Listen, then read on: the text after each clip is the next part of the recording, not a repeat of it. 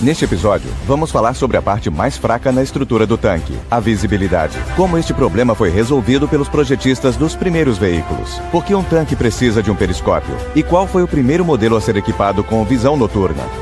Já nos primeiros estágios do desenvolvimento dos tanques, os projetistas encontraram um dos maiores problemas destes veículos: visão limitada para a tripulação. Eles tentaram resolver esse problema com a utilização de diferentes métodos e tecnologias disponíveis na época. O desenvolvimento de dispositivos de observação tinha dois objetivos. Primeiro, os projetistas tentaram alargar o campo de visão e deixá-lo o mais próximo possível de uma visão panorâmica. Além disso, eles queriam proteger os olhos do observador de balas e estilhaços. Nos tanques britânicos da série MK1 até MK3, tanto o comandante quanto o piloto usavam as escotilhas de observação na blindagem frontal, cobertas com proteções blindadas. Aberturas de observação foram feitas nas laterais do chassi. No entanto, a experiência em batalha demonstrou que as escotilhas não ofereciam visibilidade adequada. Como se não bastasse, estilhaços e balas de chumbo que atingiam a região ao redor das aberturas feriam os rostos e os olhos dos combatentes. Sob fogo inimigo, a tripulação se via obrigada a fechar as escotilhas de observação, o que removia a visibilidade completamente. A partir da modificação do MK4, as aberturas de visibilidade foram cobertas com proteções de aço que se dobravam para trás em forma de uma grade com pequenos orifícios, e a tripulação passou a utilizar máscaras e óculos de proteção. Apesar disso, a visibilidade de dentro do tanque ainda não era satisfatória. No MK5, a cabine foi expandida para melhorá-la. Uma escotilha retangular com uma porta que se dobrava para trás surgiu no teto e foi construída uma cabine adicional, com escotilhas de observação na traseira. As aberturas de observação eram protegidas com uma camada tripla de vidro que não se quebrava em fragmentos dentro do tanque quando atingido.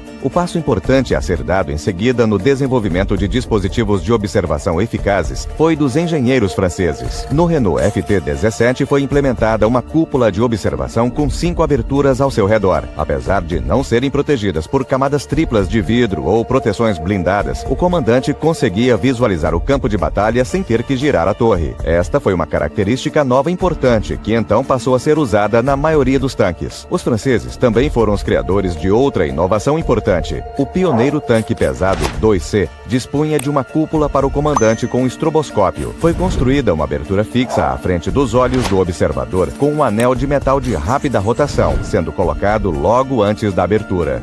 O comandante podia enxergar o espaço à frente da abertura constantemente, mas balas e estilhaços batiam no anel de metal e, por este estar em alta rotação, rebatiam.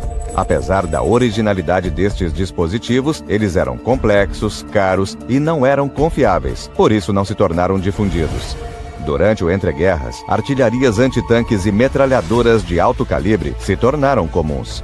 Eram pequenas e poderiam facilmente ser camufladas no campo de batalha. Se a arma antitanques não fosse detectada a tempo, o disparo repentino dela representaria uma grave ameaça para o tanque. Os próprios tanques, inclusive, eram armas antitanques eficazes, de modo que duelos de tanques eram comuns. Encontrar um tanque inimigo primeiro representava uma vantagem considerável.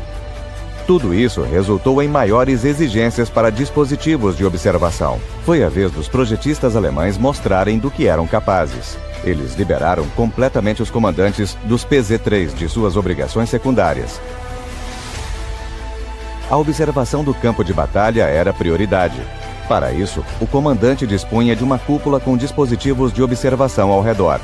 O tanque alemão PZ-4E detinha o recorde pela quantidade e qualidade de chegavam a 14. Apesar disso, os comandantes de tanques de todos os países ainda tinham que arriscar suas vidas e expor os olhos em escotilhas abertas para analisar o campo de batalha com mais eficácia. Os dispositivos de observação nos tanques da Segunda Guerra Mundial continuaram a se desenvolver e passaram a permitir observação tanto sob fogo de armamentos pequenos quanto sob o choque de projéteis altamente explosivos. As aberturas de observação foram protegidas com vidro blindado. Periscópios fixos e móveis foram encaixados na torre e no teto do chassi. Apesar desses recursos, a visibilidade de dentro do tanque ainda era insuficiente devido ao estreito campo de visão que cada dispositivo oferecia. Ao final da guerra, lançadores de granadas antitanque altamente explosivas se tornaram amplamente utilizados. Os projéteis poderiam penetrar a blindagem de qualquer tanque.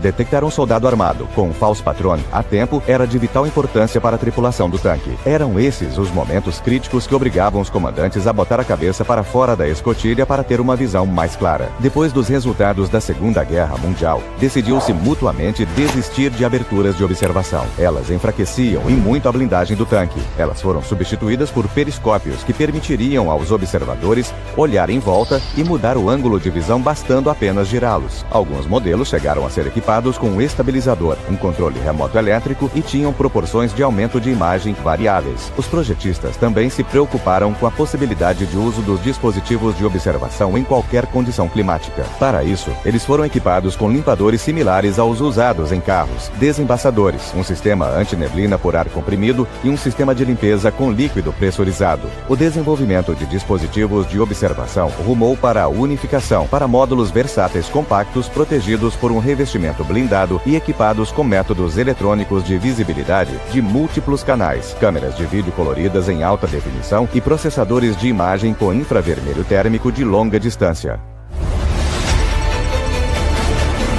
Observar a situação no campo de batalha é uma tarefa difícil, mesmo com condições climáticas ideais, mas ela se torna ainda mais difícil quando a batalha acontece à noite. Nos seus comentários, vocês perguntaram sobre dispositivos de visão noturna e sobre a implementação deles nos tanques. Chegou a hora de responder a essas perguntas. Batalhas noturnas e batalhas com condições limitadas de visibilidade eram um grande problema para os tanques. Os faróis não iluminavam muito longe e revelavam a posição do veículo. Uma das soluções para este problema seria acoplar dispositivos eletroópticos infravermelhos de visão noturna com iluminação do terreno por holofotes infravermelhos. Foram conduzidos testes deste tipo em muitos países no final dos anos 30 e início da década de 40. Os projetistas alemães desenvolveram um recurso como esse para os canhões do PaK 36-37 e mais tarde para o canhão do PaK 40. Enquanto isso, os engenheiros soviéticos testavam um dispositivo similar nos tanques BT-7. No entanto, eles não tiveram tempo de concluir os projetos. A Segunda Guerra Mundial tinha começado. Pela primeira vez na história, foram acoplados dispositivos de visão noturna, produzidos em massa nos tanques alemães PZ-5 Panther, no outono de 44. Um dispositivo comum permitia encontrar alvos a uma distância de 400 metros. Este recurso se tornou um sucesso no campo de batalha. Nos anos seguintes, os engenheiros tentaram lidar com o problema da visibilidade, equipando um holofote infravermelho mais poderoso nos veículos blindados de combate. O veículo resultante foi denominado Bufo Real, o